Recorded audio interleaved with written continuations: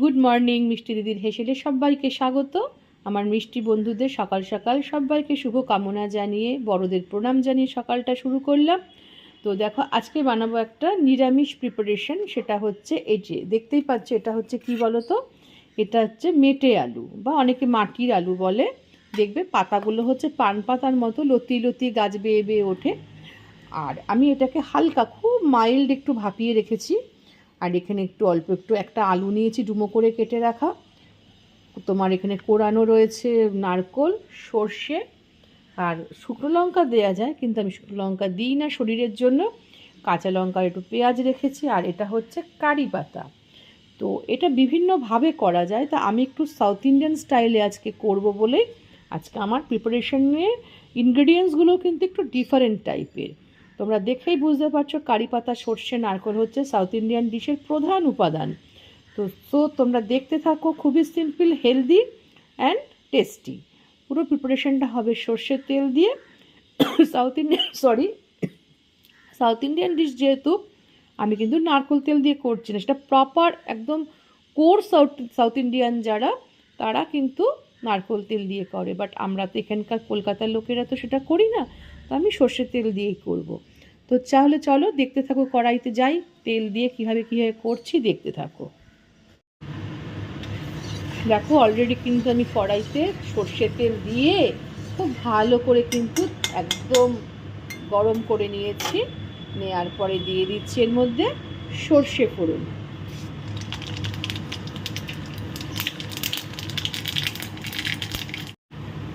দিয়ে দেব কারি পাতা,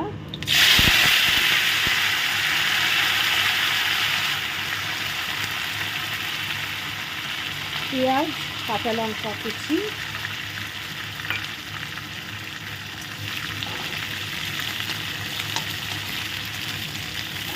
দিয়ে ডুমো করে কেটে রাখা আলুগুলো দিয়ে দিচ্ছি।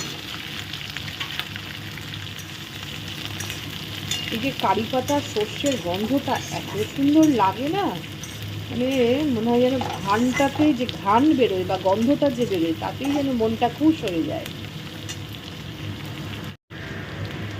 দিয়ে দিচ্ছি পরিমাণ মতো নুন,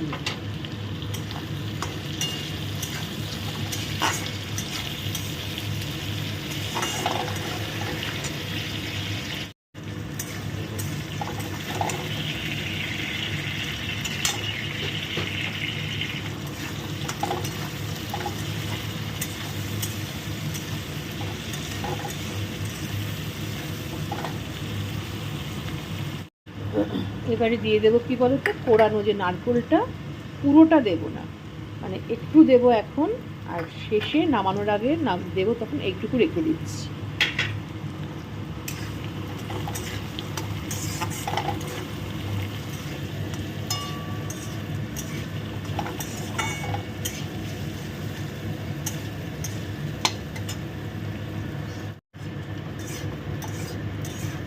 প্রত্যেকটা জিনিস যখন একটু ভাজা ভাজা হয়ে যাবে, তখন এই লাইট ভাপিয়ে রাখা আলুটা দিয়ে ভালো করে কষিয়ে নেব।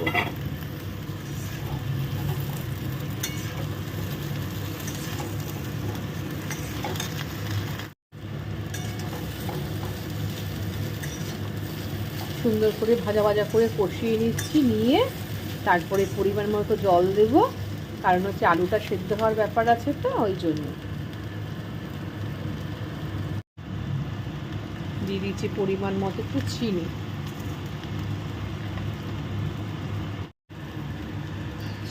সুন্দর করে কষানো হয়ে গেছে, তো দিয়ে দিচ্ছি একটু আন্দাজ মতো জল।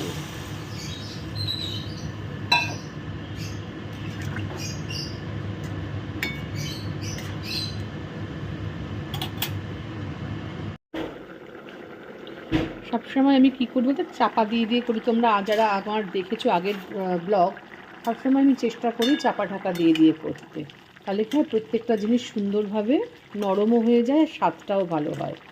আর তেলও হয় না, সারা রান্নাঘরে তেল করে নোংরাটাও হয় না। কারণ এই যে আলগা করে রাখলে না, ধোয়াতে তেলটা যে ওঠে, সেটা কিন্তু রান্নাঘরেই জিনিসের মধ্যে গিয়েই তেল চিটে হয়ে যায়। সবসময় চেষ্টা করবে চাপা দিয়ে দিয়ে করতে।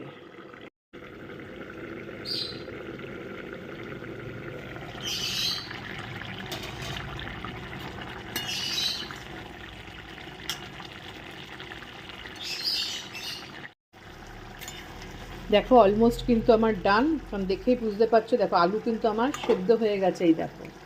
আর আলু তো সেদ্ধ, আর মেটে আলুও সেদ্ধ হয়ে গেছে, এই দেখো। আর তো কিনা আমার কিন্তু ডান। আর একটু জলটা আমি মানে ঝোলটা কষিয়ে নেব, যদিও ঠান্ডা হয়ে গেলে কিন্তু এটা ইয়ে হয়ে যাবে, মানে মানে মাখো মাখো হয়ে যাবে। তো যাই হোক, দেখতে থাকো। দেখো একদম গরম গরম কড়াই থেকে নামিয়ে নিয়েছি মেটে আলুর তরকারি, মেটে আলুর কারি, যাই বলো না কেন, মাখো মাখো রসা রসা করে করা, একদম সাউথ ইন্ডিয়ান স্টাইলে। দেখতেই পাচ্ছ, জাস্ট নামিয়ে আমি তোমাদের যেটুকু তোমার নারকোল কোড়া রেখেছিলাম সেটা তোমাদের দেখাচ্ছি। দেখো যে একদম ওপরে একটু জাস্ট ডেকোরেশনের জন্য দিয়ে দিয়েছি। আর মানে একটু মানে গদধরা রান্নার থেকে বাইরে গিয়ে একটু অন্যভাবে করলাম, যাতে একটু স্বাদটা বদল হয়, আর কিছুই না। আর রান্নাটাও কিন্তু একটা আর্ট, যে ডিলিশন অ্যাডিশান বিভিন্ন রকম পরীক্ষা নিরীক্ষা করেই কিন্তু একটা সুন্দর খাবার তৈরি হয়। অতএব কিনা তোমাদের কেমন লাগলো আমার এই প্রিপারেশনটা অবশ্যই কিন্তু তোমরা জানাবে, কারণ হচ্ছে আমি কিন্তু অধীর আগ্রহে থাকবো তোমাদের উত্তরের আশায়, যে আমি যেহেতু একটু নিয়মের বাইরে গিয়ে রান্নাটা করলাম। তো অবশ্যই যদি ভালো লেগে থাকে পাশে থাকা বেল আইকনটা প্রেস করে, নতুন উদ্দেশ্যে বলছি, পাশে থাকা বেল আইকনটা প্রেস করে অল বাটনটা টিপবে। আর যারা আমার পুরনো বন্ধুরা, অসংখ্য অসংখ্য ভালোবাসা, ছোটদের জন্য বড়দের প্রণাম। আর সবাই ভালো থেকো, সুস্থ থেকো, সাবধানে থেকো, নিরাপদে থেকো। আর মিষ্টি দিদির হেসেলে নিত্য নতুন রান্না দেখতে হলে অবশ্যই কিন্তু তাড়াতাড়ি চলে এসো। কমেন্ট করে লাইক দিয়ে আমাকে পুরো ভিডিওটা দেখে অবশ্যই জানাবে। তাহলে আজকের মতো তোমাদের থেকে বিদায় নিচ্ছি, টাটা।